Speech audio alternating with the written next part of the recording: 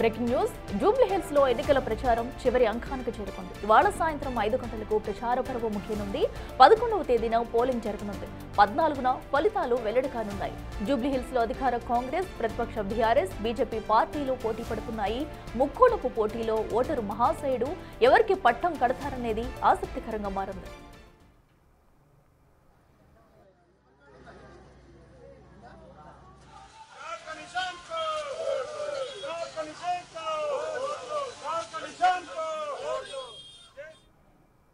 మరింత సమాచారం మా ప్రతినిధి విజయ్ లైవ్ అందిస్తారు. విజయ్ చెప్పండి, మరి కాసేపట్లో కూడా జూబ్లీ హిల్స్ ప్రచారానికైతే తెరపడిపోతుంది.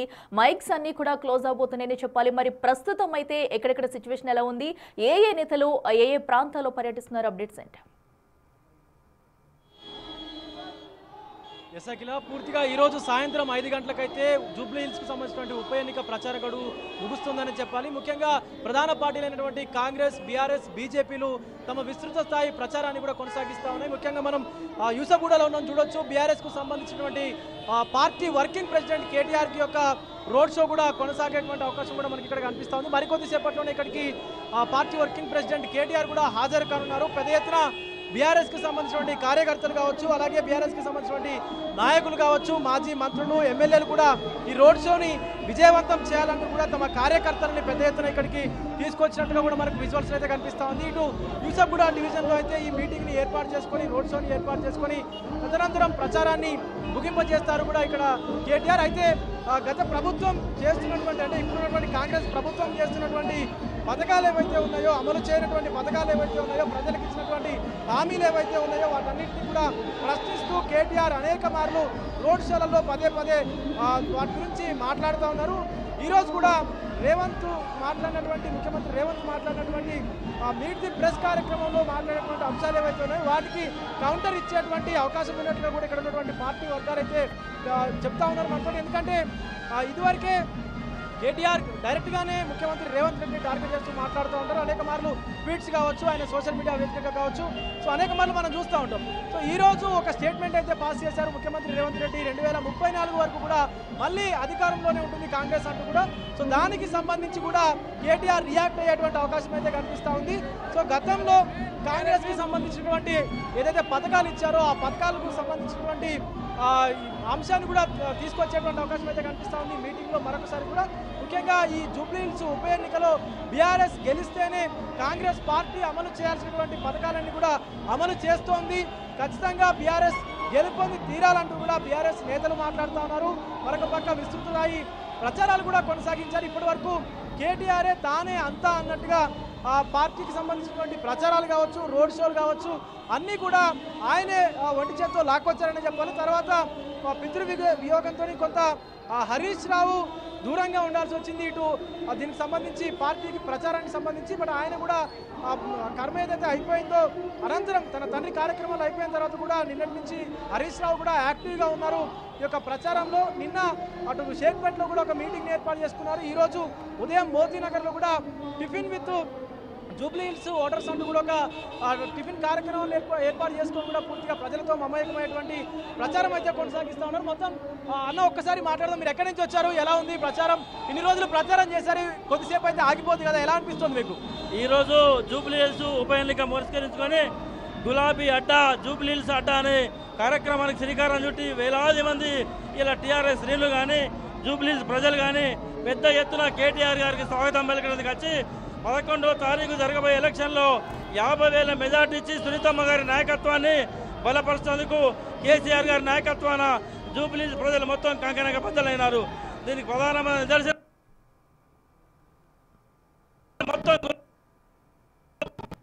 ఒక పక్క ముఖ్యమంత్రి రేవంత్ రెడ్డి మాత్రం నవీన్ యాదవ్ 30,000 పైగా చిలుకు మెజార్టీతో గెలుస్తాడని చెప్తా ఉన్నారు. అది భయంతో చెప్తున్న మాట. ప్రజలలో ఎక్కడికి పోయినా కానీ గులాబీ జెండా, కారు గుర్తు, కేసీఆర్ని యాజేతాను, మాగంటి గోపెన్నను బ్రహ్మాండంగా యాజేతాను. రేవంత్ రెడ్డి గారు భయంలో పడ్డాడు. అసలు గెలిచే ప్రసక్తే లేదు. ఎక్కడ చూసినా ప్రజలలో కాంగ్రెస్ అనేదే లేదు. మేము ఎక్కడికి పోయినా, ఏ ఇంటికి పోయినా కానీ ప్రజలు బ్రహ్మాండంగా బ్రహ్మరథం పడతాను, కారు కొట్టేస్తామంటారు. మాకు టీఆర్ఎస్ వచ్చిన కాంచే మంచి జరిగిందనేది అంటున్నారు. కాంగ్రెస్ వచ్చిన ఈ 2 ఏళ్లలో ఏ పాలన లేదు, వాళ్ళే అసలు ఆలోచించుకోవడానికి, మాట్లాడడానికి మాట లేదు, ఆలోచించుకోవడానికి ఏం లేదు. వాళ్ళంతా వాళ్ళ ఆత్మరక్షణలో పడి అసలు ఓడిపోతున్నాము అని ఏం చెప్పాలో తప్పక నవీన్ యాదవ్ 30,000 మెజార్టీతోటి వెళ్తాడంటాడు. అది శుద్ధ అబద్ధం. 100% సునీతమ్మ గారు బ్రహ్మాండమైన మెజార్టీతోటి వెళ్తుంది. మీరు 14వ తారీఖు నాడు చూసుకొని బ్రహ్మాండంగా గులాబీ జెండా ఎగురుతుంది. మీరు ఎక్కడి నుంచి వచ్చారు, మీకేమనిపిస్తుంది? నేను యూసఫ్ కూడా ఇక్కడ లోకల్. సో ఖచ్చితంగా బీఆర్ఎస్ పార్టీనే గెలుస్తుంది. మాగంటి సునీత గారే గెలుస్తారు ఈ ఎలక్షన్స్లలో. ఎందుకంటే గత 10 సంవత్సరాలలో బీఆర్ఎస్ పార్టీ ప్రభుత్వంలో జరిగిన అభివృద్ధి, మరి మాగంటి గోపీనాథ్ గారు నిజమైన ఒక ప్రజా నాయకుడు. ఇక్కడ మన ప్రతి ఒక్కరి గుండెల్లో ఉన్న నాయకుడు ఆయన చేసిన అభివృద్ధి చూసి ఖచ్చితంగా వారికి ఘనమైన నివాళి అర్పించడానికి ప్రజలు మళ్ళీ బీఆర్ఎస్ పార్టీనే గెలిపిస్తారు. ఇక్కడ ఇప్పుడు కేసీఆర్ పక్క నుండి ప్రచారం చేస్తే ఖచ్చితంగా గెలిచేది అంటూ కాంగ్రెస్ నాయకులు మాట్లాడుతున్నారు. కేసీఆర్ ప్రచారానికి రాలేదు, నిజంగానే గెలుస్తుంది అంటారా? ఎఫెక్ట్ పడుతుంది అంటారా? ఇక్కడ జూబ్లీ హిల్స్ గడ్డ, ఇది బీఆర్ఎస్ పార్టీ అడ్డ. మరి ఉప ఎన్నికలలో కేసీఆర్ గారు చాలా తక్కువ పాల్గొనడం జరిగింది. సో మరి కేసీఆర్ గారు పాల్గొనకున్నా కూడా ప్రతి ఒక్క కార్యకర్త జూబ్లీ హిల్స్లో గులాబీ జెండాకి ఎగరవేసి మళ్ళీ బీఆర్ఎస్ పార్టీనే గెలిపిస్తారు. రైట్ అఖిల, చూడొచ్చు పూర్తిగా మొత్తం కార్యకర్తలు అయితే చాలా హంగామా అయితే కనిపిస్తూ ఉంది. సో చివరి రోడ్ షో ఇది, బీఆర్ఎస్ పార్టీకి సంబంధించినటువంటి చివరి రోడ్ షో అని చెప్పాలి. దీనికి సంబంధించి మాజీ ఎమ్మెల్యేలు కావచ్చు, మాజీ మంత్రులు కావచ్చు, అందరూ కూడా ఇక్కడికి చేరుకొని పూర్తిగా ఆ రోడ్ షోని సక్సెస్ చేయాలంటూ కూడా మాట్లాడుతూ ఉన్నారు. సో పూర్తిగా ఇక్కడ జన సందోహం అయితే కనిపిస్తూ ఉంది. ముఖ్యంగా బీఆర్ఎస్ కు సంబంధించినటువంటి మీటింగ్స్ కావచ్చు, అలాగే కార్యక్రమాలు కావచ్చు విజయవంతంగా కొనసాగించిన తర్వాత సో ప్రస్తుతం మనతో పాటు పాడి కౌశిక్ రెడ్డి ఎమ్మెల్యే ఉన్నారు, మాట్లాడదాం. అన్న, ఎట్లా ఉంది? సభ చేయబోతా ఉన్నారు, ఆఖరి సభ ఇది. సో ఇన్ని రోజులు చాలా బాగా హంగామా చేశారు, మీటింగ్స్ చేశారు, రోడ్ షోలు చేశారు. సో ఇది ఫైనల్ సభ కదా, ఎలా ఉండబోతోంది? దద్దరిల్లబోతా ఉంది. మీరు చూస్తా ఉన్నారు, జన సముద్రం అయిపోయింది, వేలాది మంది ఉన్నారు. ఇలా కేటీఆర్ గారి కోసం ఎదురు చూస్తూ ఉన్నారు. ఖచ్చితంగా కాంగ్రెస్ పార్టీకి అసలు ఎలక్షన్ కాదు, డిపాజిట్ పోయే పరిస్థితి కనబడుతూ ఉంది. 100% బీఆర్ఎస్ పార్టీ జెండా జూబ్లీస్లో గెలవబోతా ఉంది. రైట్, కేటీఆర్ గారు కూడా పూర్తిగా ఒంటి చేత్తోని ఈ యొక్క ప్రచారాన్ని చూసుకున్నారని చెప్పొచ్చు. గత 15 రోజుల నుంచి కూడా రోడ్ షోలు కావచ్చు, కార్నర్ మీటింగ్లు కావచ్చు, అన్ని ఏర్పాటు చేసుకున్నారు. బట్ ఇప్పుడు మాత్రం రేవంత్ రెడ్డి మాత్రం, ముఖ్యమంత్రి రేవంత్ రెడ్డి అటు నవీన్ యాదవ్ కి 30,000 మెజారిటీ వస్తుందని కూడా మాట్లాడుతూ ఉన్నారు. బీఆర్ఎస్ ని బొంద పెడతామంటా ఉన్నారు. రేవంత్ రెడ్డి గారికి మతి తప్పింది, కొంచెం మెంటల్ అయిండు. ఖచ్చితంగా ఫ్రస్ట్రేషన్లో మాట్లాడుతూ ఉన్నాడు. మీకు నవంబర్ 14వ తారీఖున మనకి రిజల్ట్ వస్తుంది. ఖచ్చితంగా మన రిజల్ట్ వస్తుంది. ఖచ్చితంగా మనం గెలవబోతా ఉన్నాం. ఇప్పుడు 2034 వరకు కూడా అధికారంలో ఉంటా అని చెప్పేసి కూడా మాట్లాడుతూ ఉన్నారు. 2034 వరకు కూడా రేవంత్ రెడ్డి తన ప్రభుత్వం అధికారంలో ఉంటుందని చెప్పి మాట్లాడుతూ ఉన్నారు. దమ్ముంటే ఫస్ట్ జూబ్లీస్ గెలవమని చెప్పు. జూబ్లీస్ ఇప్పుడు బీఆర్ఎస్ పార్టీ జెండా ఎగరబోతా ఉంది. మీరు చూస్తారు, ఖచ్చితంగా 14 తర్వాత మాట్లాడదాం. మళ్ళీ సో చూస్తా ఉన్నాం, ఖచ్చితంగా జూబ్లీ హిల్స్ లో గెలవమను ముందు లేక తర్వాత మాట్లాడమనంటూ కూడా ఇటు పాడి కౌశిక్ రెడ్డి ఎమ్మెల్యే అయితే మాట్లాడుతూ ఉన్నారు. పూర్తిగా ఇటు యూసఫ్ కూడా అయితే జన సందోహంగా మారిపోయిందనే చెప్పాలి. బీఆర్ఎస్ కండవాలతోటి, బీఆర్ఎస్ కార్యకర్తలతోటి, ముఖ్యంగా యూసఫ్ కూడా డివిజన్ కి సంబంధించినటువంటి ప్రజలు కావచ్చు, కార్యకర్తలు కావచ్చు పెద్ద ఎత్తున అయితే పాల్గొన్నారు. సో ఇది ఆఖరి రోడ్ షో కాబట్టి పెద్ద ఎత్తున మనకి ఇక్కడ రోడ్ షోలో జనాలు కూడా కనిపిస్తా ఉన్నారు. మాజీ మంత్రులు కావచ్చు, మాజీ ఎమ్మెల్యేలు కావచ్చు పెద్ద ఎత్తున అయితే మనతో ఉన్నారు. ఒక్కసారి మాట్లాడే ప్రయత్నం అయితే చేద్దాం. గంగుల కమలాకర్ ఉన్నారు. నా ఎట్లా జరుగుతా ఉంది సభ, ఎట్లా జరుగుతా ఉంది? లాస్ట్ సభ కదా ఇది, ఇది చివరి సభ మాది. అద్భుతంగా టోటల్ గా కని విని రీతిలో ప్రజలు స్వతంత్రంగా 2034 వరకు కూడా రేవంత్ రెడ్డి తన ప్రభుత్వం అధికారంలో ఉంటుంది అంటూ కూడా మాట్లాడుతూ ఉన్నారు. 2025 వరకు రేవంత్ రెడ్డి గొప్ప, ఈ సంవత్సరం దాటది. 2026 వరకు ఉండడు. 2030 కాదు, 2020 ఉండే పరిస్థితి లేదు. ఈ ఎన్నికల తర్వాత ముసలం స్టార్ట్ అవుతుంది. 2020 కూడా రేవంత్ ఉండడు. సో అఖిల చూడొచ్చు, పెద్ద ఎత్తున అయితే ఈ సభని ప్లాన్ చేసినట్టుగా కూడా తెలుస్తా ఉంది. ఈ రోడ్ షో అనంతరం ప్రచారం అయితే ముడుస్తా ఉంది. ప్రచార గడువు కూడా అయిపోయిందని చెప్పాలి. దీని తర్వాత ఇంకా మొత్తం ప్రచారం అయితే ఉంటుంది కాబట్టి ఈ యొక్క ఆఖరి షోనే పెద్ద ఎత్తున అయితే సెలబ్రేట్ చేసుకున్నారని చెప్పుకోవచ్చు బీఆర్ఎస్ కార్యకర్తలు. కేటీఆర్ కి సంబంధించినటువంటి ఆయన ఏదైతే ఫేస్ మాస్కులు ఉంటాయో ఆ మాస్కులతో కూడా ప్రచారం అయితే చేస్తూ ఉన్నారు. చిన్నపిల్లలు కావచ్చు, పెద్దవాళ్ళు కావచ్చు, ప్రతి ఒక్కరు కూడా ఈ యొక్క రోడ్ షోలో అయితే పాల్పంచుకుంటా ఉన్నారు. సో ముఖ్యంగా మరికొద్ది సేపట్లో ఇటు కేటీఆర్ కూడా ఈ సభకైతే హాజరవనున్నారు. దీని తర్వాత పరిణామాలు ఎలా ఉంటాయో కూడా చూడాల్సినటువంటి అవసరం అయితే కనిపిస్తుంది. ఎందుకంటే సో ప్రభుత్వం అధికారంలో ఉన్నటువంటి కాంగ్రెస్ పార్టీ అభ్యర్థిని నవీన్ యాదవ్ని అనౌన్స్ చేసిన తర్వాత ఇక్కడ కొంత మైనస్ అనే చెప్పొచ్చు. ఎందుకంటే బీఆర్ఎస్ కు సంబంధించి సెంటిమెంట్ ని నమ్ముకున్నారు, సెంటిమెంట్ తోనే ముందుకు పోతా ఉన్నారంటూ కూడా కాంగ్రెస్ కు సంబంధించిన నాయకులు కావచ్చు, మంత్రులు కావచ్చు మాట్లాడినటువంటి సందర్భం కూడా ఉంది. సో దాని తర్వాత కేటీఆర్ యొక్క రోడ్ షోలు అలాగే మీటింగ్లు కావచ్చు, వీటన్నిటిని క్రోడీకరించుకొని చూస్తే కొంత బీఆర్ఎస్ గెయిన్ చేసిందని చెప్పుకోవచ్చు ఓటర్స్ ని. సో మరి చూడాలి ఈ మీటింగ్ అనంతరం పరిణామాలు ఎలా ఉండబోతా ఉన్నాయి, అసలు ఓటర్లు ఎటువైపు సపోర్ట్గా ఉంటున్నారనేది మనకు 11వ తారీఖు తర్వాత రిజల్ట్ 14వ తారీఖు అయితే తెలిసేటువంటి అవకాశం కనిపిస్తోంది మనకు. Akhila right Vijay, thank you.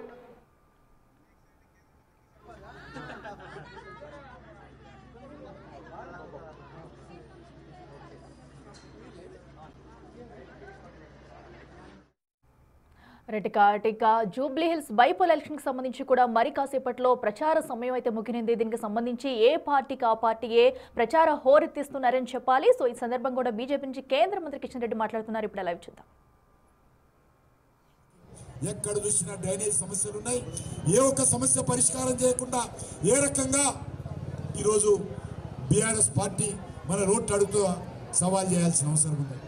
అంతేకాదు మనకందరికీ తెలుసు ఇక్కడ మరి ఏ రకంగా మజ్లిస్ పార్టీ దాదాగిరి నడుస్తుందో మనం చూస్తూ ఉన్నాం. మజ్లిస్ పార్టీ ఏ రకంగా గూండాయిజం చేస్తుందో మనం చూస్తూ ఉన్నాం.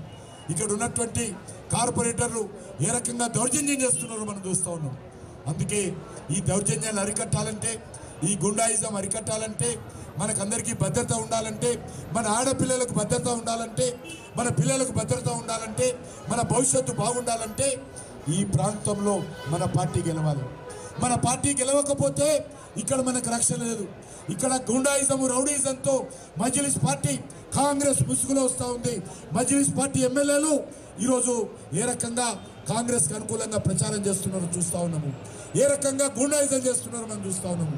బెదిరిస్తూ ఉన్నారో చూస్తూ ఉన్నాము. అసదుద్దీన్ ఓవైసీ ఇక్కడ తిరుగుతూ ఉన్నాడు. అందుకే మీ అందరికీ కోరుతా ఉన్నాను, ఈ ఎన్నికల్లో మరి అందరం కూడా కమలం పువ్వు గుర్తు మీద ఓటు వేసి నరేంద్ర మోడీ గారిని ఆశీర్వదించి లంకాల దీపకుడు గెలిపించి మనము భారీ మెజార్టీతో ఈరోజు మనకు మనమే రక్షణ కల్పించుకోవాలి. మన జూబ్లీ హిల్స్ని రక్షించుకోవాలి, మన రాజనగర్ రక్షించుకోవాలి, మన హైదరాబాద్ రక్షించుకోవాలని మీ అందరూ కోరుతూ సెలవు తీసుకుంటున్నాను. జై శ్రీరామ్, జై శ్రీరామ్. కమలం పువ్వు గుర్తుకే, కమలం పువ్వు గుర్తుకే నరేంద్ర మోడీ గారి నాయకత్వం. లంకాల దీపక్ గారికే, లంకాల దీపక్ గారికే. జై శ్రీరామ్. రామ లక్ష్మణ జానకి, రామ లక్ష్మణ జానకి, రామ లక్ష్మణ జానకి. జై Sriram. Vote for, vote for, vote for, vote for.